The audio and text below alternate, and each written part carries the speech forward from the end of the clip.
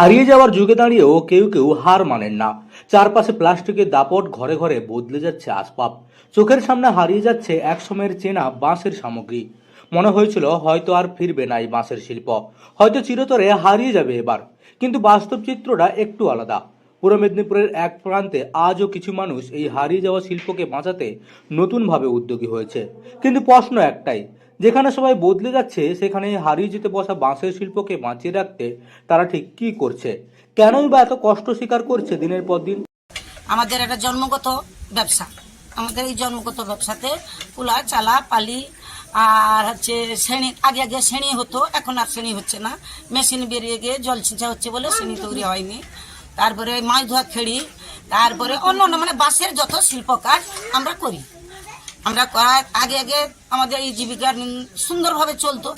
এখন হচ্ছে সব প্লাস্টিকের বের করে দিয়ে, সব প্লাস্টিক বের করে দিয়ে আমাদের পালিও উঠে গেছে, চালাও উঠার মাথায়। তারপরে চালা, যেটা চালাগুলোটা বিক্রি হচ্ছে এই পৌষ মাস থেকে, এটা পৌষ মাস চলছে তো, এই পৌষ মাসে 2 মাস আমাদের একটু পাইকার আসে, 2-10টা যেরকম যে যেরকম তৈরি করে বিক্রি করে।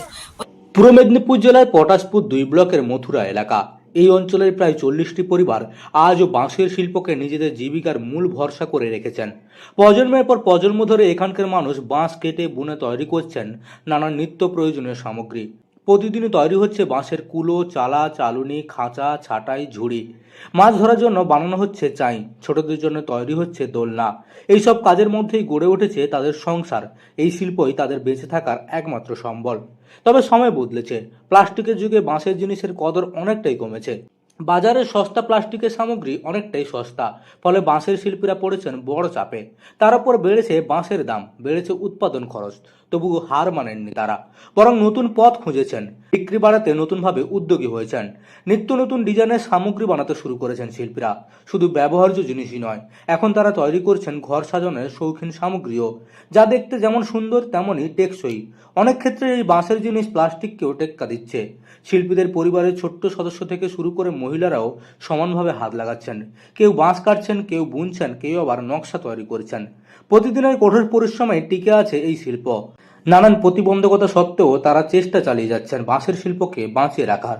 হারিয়ে যাওয়ার যুগেও গ্রাম বাংলার এই ঐতিহ্যকে ধরে রাখার যে কঠিন লড়াই চলছে, তা সত্যিই কুর্নিশ জানানোর মতো। এই লড়াই শুধু জীবিকার নয়, এক শতাব্দী প্রাচীন সংস্কৃতিকে বাঁচিয়ে রাখার লড়াই।